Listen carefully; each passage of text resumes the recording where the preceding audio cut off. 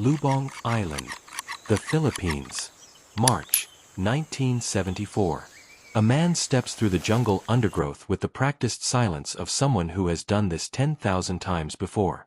His uniform, Imperial Japanese Army issue, is patched, repaired, held together by decades of careful hands. His rifle is clean. His boots are worn but intact. He is not lost. He is not confused. He is on patrol. His name is Hiroo Onoda. He is 52 years old. And in his mind, the Second World War is still being fought. What you are about to hear is not fiction. It is not legend. Every detail exists in verified historical records, military documents, and first-hand testimony.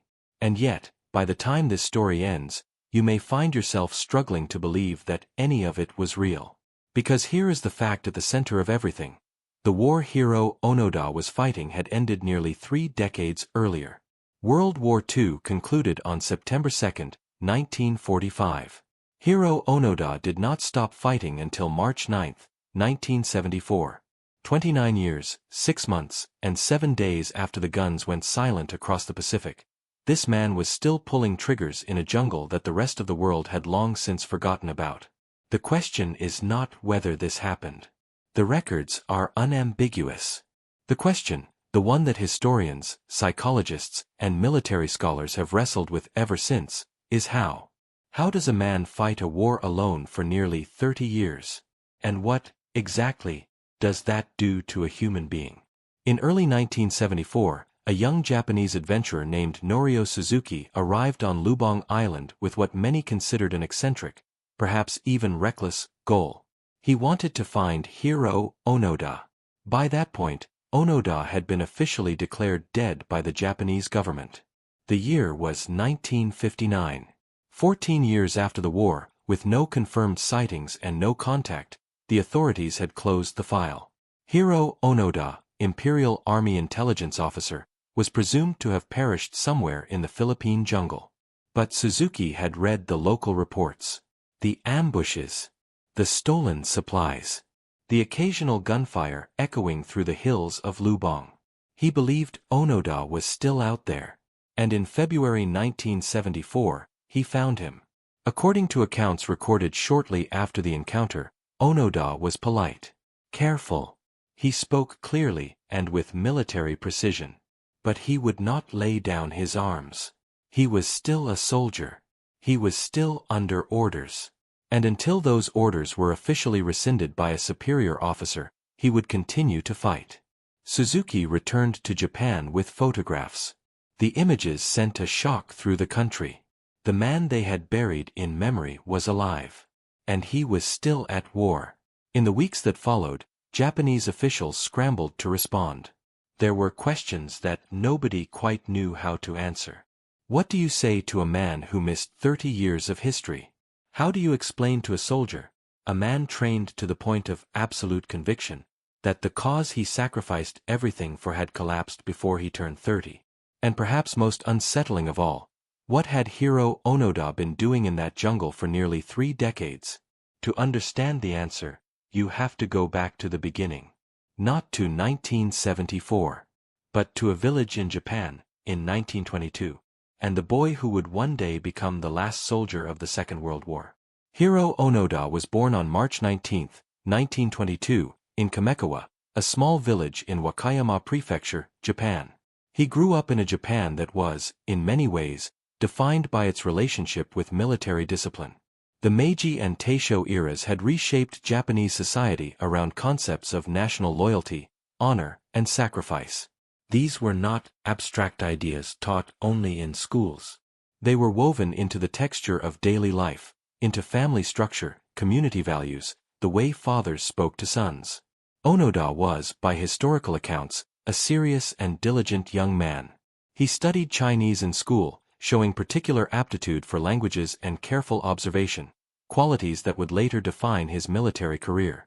In 1939, at the age of 17, he went to work for a trading company in Wuhan, China, gaining his first exposure to life beyond the Japanese home islands.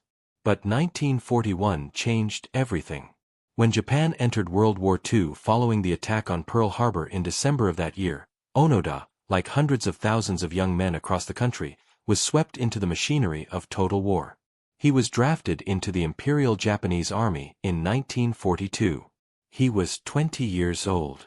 To understand what Hiroo Onoda became, you have to understand what the Imperial Japanese Army made him. The Japanese military tradition of the early 20th century was built on a concept known as Bushido, the way of the warrior. In its modern militarized form, this philosophy elevated loyalty above survival, duty above comfort, and honor above life itself. Surrender, in this framework, was not merely a tactical failure. It was a moral catastrophe, a disgrace not only to the individual soldier, but to his family, his community, and the emperor himself. This was not propaganda alone, though propaganda certainly amplified it. It was a deeply held cultural conviction, reinforced at every level of military training. Historical records from the period document that Japanese soldiers were explicitly told, "There is no honorable path that involves laying down your weapons while the enemy still stands." The consequences of this ideology played out across the Pacific theater in ways that shocked Allied commanders. Japanese garrisons fought to the last man on islands that had been effectively surrounded for months. Pilots flew missions with no plan for return. Soldiers chose death over capture in ratios that had no precedent in modern Western warfare. Hiroo Onoda absorbed all of this. And then, in 1944, he was selected for something more specialized than ordinary combat. In 1944, Onoda was chosen for training at the Futamata branch of the Imperial Japanese Army's Nakano School, an elite intelligence and guerrilla warfare training program that produced some of Imperial Japan's most skilled covert operatives. The Nakano School was not a conventional military academy. It trained soldiers for a specific and demanding role, operating behind enemy lines, in isolation, potentially for extended periods of time, without the support structures of a regular unit. Graduates of Nakano were taught to survive on minimal resources, to gather intelligence, to conduct sabotage, to maintain unit cohesion and operational discipline even when separated from command, and, crucially, to resist the temptation of surrender under any circumstances, however extreme. According to historical accounts of the curriculum, Nakano instructors told their trainees directly, "A guerrilla does not give up. A guerrilla does not retreat. A guerrilla fights until ordered to stop, and orders come only from a recognized superior officer." This instruction was not a suggestion. It was a command that would shape the next 30 years of one man's life. In December 1944, 2nd Lieutenant Hiroo Onoda received his deployment orders. He was going to Lubang Island, in the western Philippines, to lead a guerrilla resistance operation against the advancing Allied forces. His commanding officer, Major Yoshimi Taniguchi, gave him his mission in terms that left no room for ambiguity. "You are to continue fighting. You are not to surrender. You are not to take your own life. You will wait for orders. We will come back for you." Hiroo Onoda stepped onto Lubang Island in December 1944. He would not leave it for nearly 30 years. Lubang Island sits in the South China Sea, roughly 100 kilometers southwest of Manila. It is small, roughly 70 square kilometers of dense jungle, hills, and narrow coastal flatland.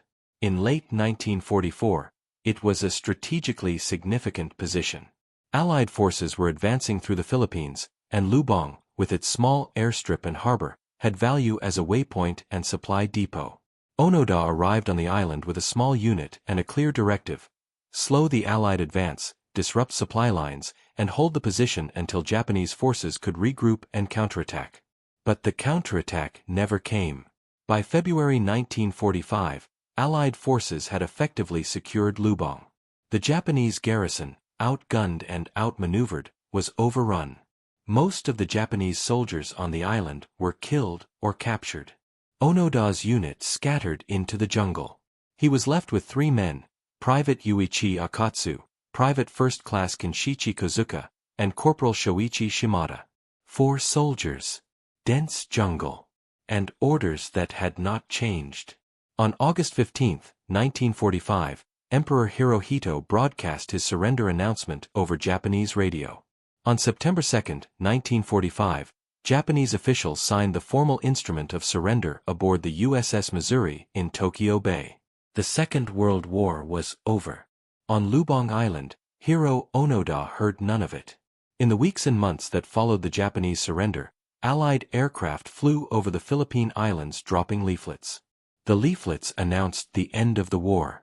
They called on remaining Japanese soldiers to lay down their arms and surrender peacefully. Onoda's unit found some of these leaflets. They concluded they were Allied propaganda. This was not an irrational conclusion, given what they had been trained to believe. Psychological operations were a documented part of Allied strategy throughout the Pacific. Enemy leaflets urging surrender were considered, by Nakano school training, to be exactly the kind of deception a soldier should expect and resist. Local Filipino officials and Japanese military representatives also entered the jungle in late 1945, attempting to contact any remaining holdouts and inform them of the surrender. Some of these missions reached the vicinity of Onoda's unit. The men remained hidden. They were not yet ready to believe. And so the months became years. Here is the detail that historians have returned to again and again, because it is, on its surface, almost incomprehensible. Between 1945 and 1974, the Japanese government, the Philippine government, and numerous private individuals made repeated, documented attempts to reach Hiroo Onoda and inform him that the war had ended. In 1945 and 1946 alone, multiple leaflet drops were conducted specifically targeting the Lubang area. In 1950, Onoda's own family recorded a personal message that was broadcast over loudspeakers near the island. His brother's voice. His mother's voice. Urging him to come home. In 1952, family photographs and personal letters were dropped by aircraft over the jungle. In 1959, after years of continued guerrilla activity on Lubang, including confirmed armed clashes with Philippine constabulary forces, the Japanese government officially declared Onoda dead. But the activity did not stop. And neither did Onoda. The question is not whether he received these messages. Historical evidence suggests he encountered at least some of them. The question is why a man of obvious intelligence, a man trained in observation, analysis and critical thinking, looked at this overwhelming evidence and concluded, this is a trick. The answer lies not in his failure of reason. It lies in what the Nakano school had built inside him. The 4 men survived. That, in itself, is a remarkable fact. The Philippine jungle is not a forgiving environment. Humidity sits above 90% for most of the year. Disease, malaria, dysentery, dengue fever, claims lives without warning. Rainfall floods river crossings and destroys shelter. Venomous snakes, dense undergrowth, and the constant physical demand of moving through terrain that resists every step. These are conditions that break trained soldiers in weeks. Onoda's unit lasted decades. Their survival strategy, according to the accounts Onoda later recorded in his memoir, No Surrender. My 30-Year War, published in 1974, was built on rigid discipline and Nakano-trained resourcefulness. They ate bananas, coconuts, and what they could forage from the jungle and the edges of local farms. They hunted. They repaired their equipment with extraordinary care. Onoda maintained the functionality of his Type 99 rifle throughout his entire time on the island. They kept military schedules, rotations of guard duty, patrol routes, rest periods. They also, crucially, kept a fire only when it could not be seen. They moved constantly, never staying long enough in any location to be accurately tracked. And they maintained what they understood as a state of active military resistance, conducting raids on local supply caches, engaging in armed clashes with Philippine constabulary forces sent to the island, and gathering what intelligence they could about the broader situation. In their minds, they were fighting a war. To the families of the Filipino civilians and constabulary officers killed during these encounters, they were. In September 1949, Private Yuichi Akatsu made a decision. He slipped away from the group during a night patrol. Alone, he eventually made contact with Philippine authorities and surrendered. He was repatriated to Japan in 1950. His testimony was unambiguous. The war had ended. Onoda and the others were still in the jungle. He had chosen to accept this reality. The news reached Japan. It reached the Philippine government. And it was used, in subsequent attempts to contact Onoda, as evidence that one of his own men had come out and confirmed the peace. Onoda received word of Akatsu's surrender. He concluded that Akatsu had been captured, or broken, or deceived. The unit of 3 continued. Then, in 1954, Corporal Shoichi Shimada was killed during a firefight with Filipino search parties near the coast of Lubang. Historical records confirm the date, May 7, 1954, nearly 9 years after the end of the war. Shimada died believing he was a soldier in an active conflict. He was 34 years old. 2 men remained. Outside the jungle of Lubang Island, the world transformed almost beyond recognition. Japan rebuilt itself from the ruins of defeat into one of the most dynamic economies on Earth. The Cold War reshaped the global order. The United States went to war in Korea, and then in Vietnam, a conflict visible from the Philippine archipelago itself. Television arrived. The space age began. Humans walked on the moon. In 1969, the year Neil Armstrong stepped onto the lunar surface, Hiroo Onoda and Kinshichi Kozuka were conducting guerrilla raids on rice storage facilities on Lubang Island. They had no way of knowing about the moon. They had no way of knowing about most of it. And then, in October 1972, Kozuka was killed. Philippine constabulary forces encountered the 2 men during a patrol near the Gontin River. A firefight broke out. Kinshichi Kozuka, who had spent 27 years in the jungle fighting a war that had ended when he was in his early 20s, was shot and killed. He was 51 years old. Hiroo Onoda was alone. He kept fighting. The question of what Japan knew, and when, is documented in considerable detail. After Akatsu's return in 1950 confirmed that Onoda was alive and still fighting, the Japanese government found itself in an extraordinary and uncomfortable situation. A soldier, one of their own, was conducting military operations in a foreign country, in a war that no longer existed, killing people who had no idea why. Official search missions were organized. In 1952 alone, multiple expeditions entered the Lubang jungle with the specific goal of locating Onoda and his remaining companions. Aircraft dropped packages containing family letters, photographs, newspaper clippings, and official military communiques, all designed to prove, as concretely as possible, that Japan had surrendered and the war was over. Some of this material, by Onoda's own later account, was found. But the Nakano School's training had anticipated exactly this scenario.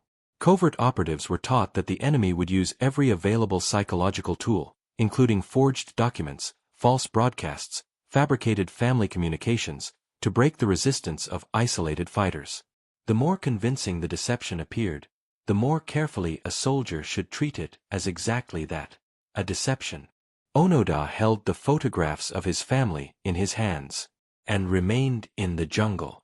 By the late 1950s, the Philippine government had lost men to engagements with Onoda's shrinking unit. The situation was, by any practical measure, absurd, and also deadly. A man fighting a concluded war was still killing people. In 1959, the Japanese government took the only administrative step available to it. Hiroo Onoda was officially declared dead in absentia. This decision was not made because anyone believed he was actually dead. Kozuka's death in 1972 would confirm, with grim precision, that at least 2 men had still been fighting well into the 1970s. The declaration was a legal and bureaucratic resolution to an unresolvable situation. From across the Pacific, Onoda's family received a death certificate for a man they knew, or at least suspected, was still alive. The tragedy of this moment is almost impossible to fully absorb. A family mourning a man who was, at that very moment, conducting a night patrol through a Philippine jungle, cleaning his rifle, maintaining his schedule, waiting for the order that would release him. In 1973, Norio Suzuki, a 22-year-old Japanese adventurer and traveler, announced that he was going to find Hiroo Onoda. Most people who heard this treated it as the kind of thing young men with too much confidence say before disappearing into the world for a few months. Suzuki was serious. He arrived on Lubang in early 1974, having studied the available accounts of Onoda's location, his patterns, and the terrain. He walked into the jungle carrying supplies, a camera, and what can only be described as a particular quality of stubborn optimism. On February 20, 1974, Norio Suzuki found Hiroo Onoda. The images Suzuki brought back to Japan were published within days. They caused a sensation unlike almost anything in post-war Japanese public life. Here was a man, alive, armed, and apparently in full health, who the government had declared dead 15 years earlier. A man who had spent nearly 3 decades fighting a war that his country, his emperor, and his entire civilization had abandoned. He was not a ghost. He was not a legend. He was real. And he still would not come out. Psychologists and historians who have studied Onoda's case with care have described it as one of the most extraordinary examples of sustained psychological isolation in modern recorded history. Not because Onoda broke down, but because, in most measurable ways, he did not. He maintained physical fitness through daily exertion and disciplined movement. He preserved his equipment through meticulous maintenance. He tracked time through seasonal changes, moon cycles, and the careful observation of the island's agricultural rhythms. He kept mental maps of every trail, water source, and hiding position on Lubang. Maps that investigators confirmed, after 1974, were remarkably accurate. He was not, by any clinical measure, insane. He was, however, operating inside a belief system that had been hermetically sealed for nearly 3 decades. Some historians describe it as a form of psychological entrenchment, not delusion, but a profoundly reinforced conviction that the alternative interpretation of events was impossible.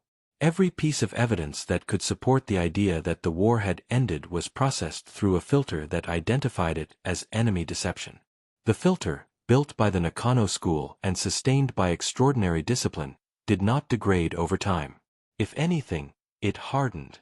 What is most striking, when examining Onoda's later accounts, is that his reasoning was not irrational on its own terms.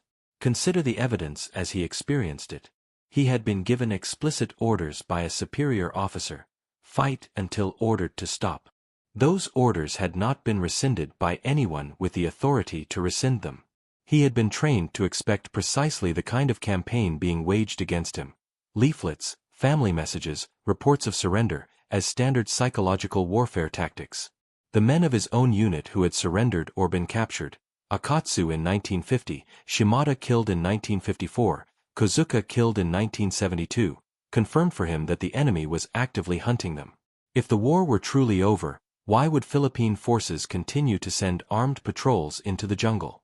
The answer, which he could not access from inside the jungle, was, because you keep shooting at them.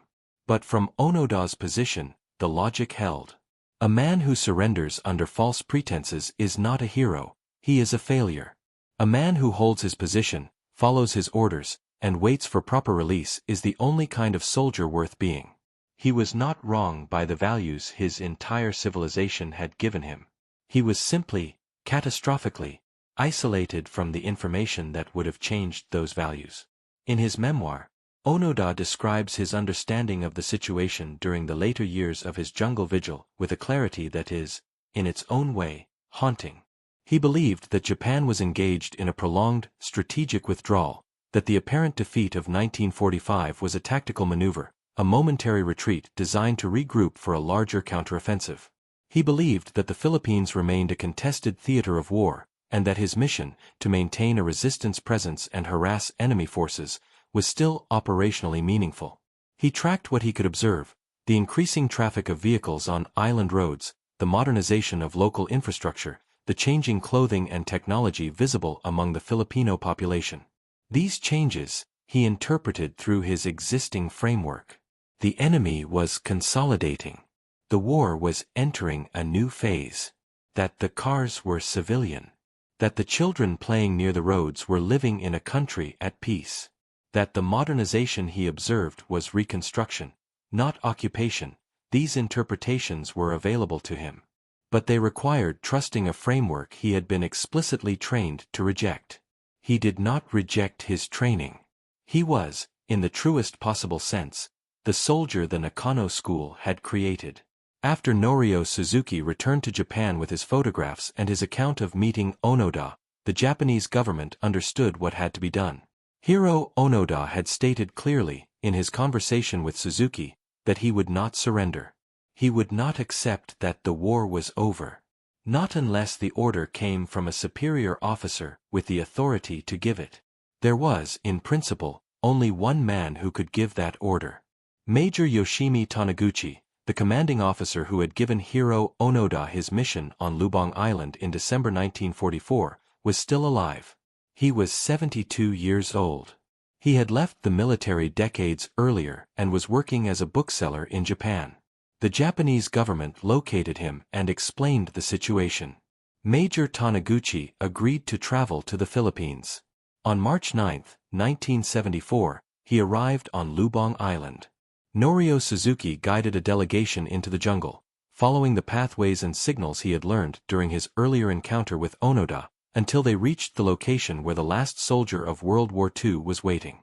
What happened in that clearing is documented in Onoda's memoir and in the accounts of the witnesses present. Major Taniguchi read the official orders. Imperial Japanese Army headquarters had ceased all combat activity. All surviving units were to cease military operations and place themselves under the command of the nearest Allied or Philippine government authority. The orders were dated August 1945. Nearly 30 years late, they finally arrived. By all accounts, Hiroo Onoda received this moment with the composure of a man who had spent 3 decades preparing for it, even without knowing it was coming. He stood at attention.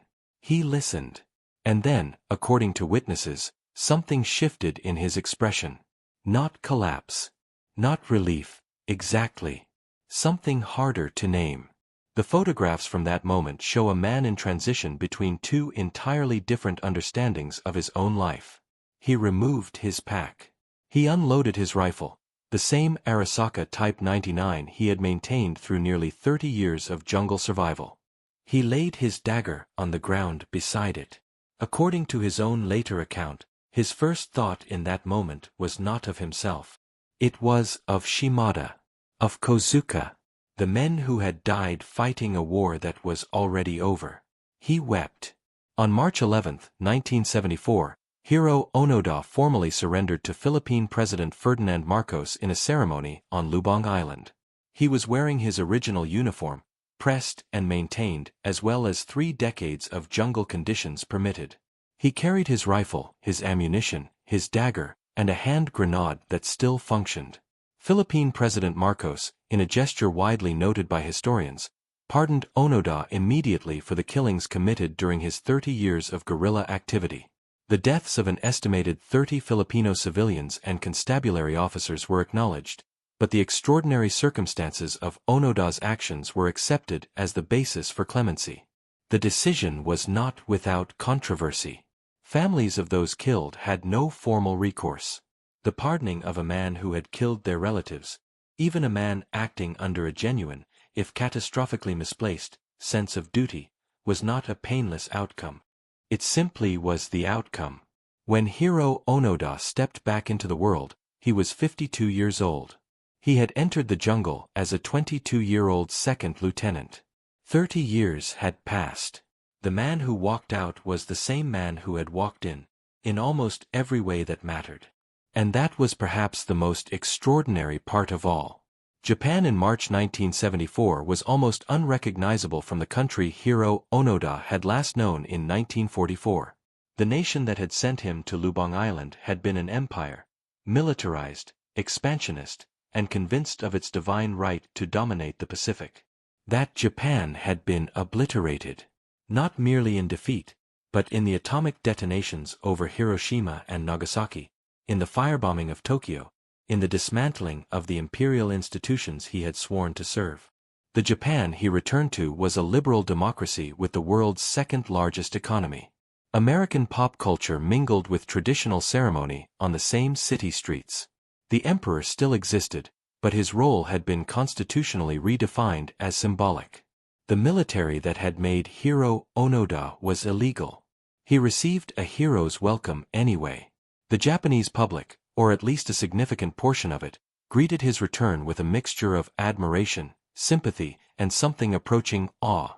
Here was a man who had, in a sense no one could fully dismiss, done exactly what he was told. He had been loyal to a degree that defied comprehension. Whether that loyalty was wisdom or tragedy, or both, was a question the public debated across newspapers, television programs, and private dining tables throughout 1974. Onoda found the debate exhausting. He did not see himself as a hero. He did not see himself as a tragedy. He saw himself, according to his own statements, as a soldier who had done his job. But the Japan that awaited him had no more use for that kind of soldier, and very little architecture for processing what he represented. Within a year of his return, Hiroo Onoda left Japan. He moved to Brazil, where he raised cattle and established a youth educational program.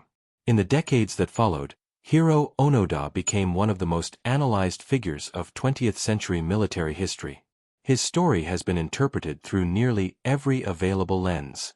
Military historians have used it as a case study in the psychology of obedience, examining how training can create cognitive frameworks so robust that they persist through overwhelming contradictory evidence.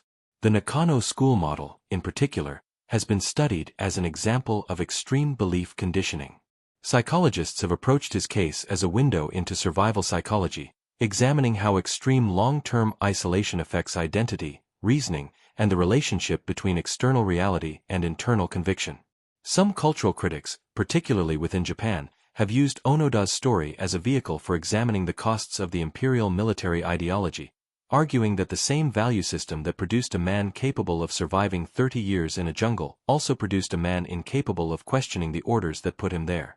Others have pushed back on that reading, arguing that Onoda's loyalty, however misapplied, represented something genuinely admirable, a standard of commitment that modern societies, in their cynicism, have perhaps too quickly discarded.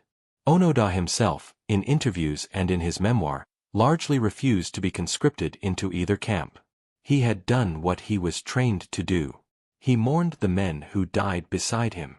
He acknowledged that his actions had cost innocent people their lives, and expressed sorrow for that. He did not, however, express regret for his service itself. That distinction mattered to him enormously. Hiroo Onoda died on January 16, 2014, in a Tokyo hospital. He was 91 years old. He had outlived the war he fought by nearly 70 years. In the weeks after his death, obituaries ran in newspapers across the world. The tone of most was respectful, but tentative, as though writers were uncertain how to finally categorize a life so resistant to simple classification. Was he a hero? A victim? A symbol? A warning? Perhaps the most honest answer is, all of those things, simultaneously. There are questions his story opens that it does not close. At what point does loyalty become catastrophic? When does obedience stop being a virtue? How much of what we believe about the world, about duty, about truth, about the trustworthiness of our own training, is actually open to revision? And how would we know if it needed to be? Hiroo Onoda was not a simple man. He was not a foolish man.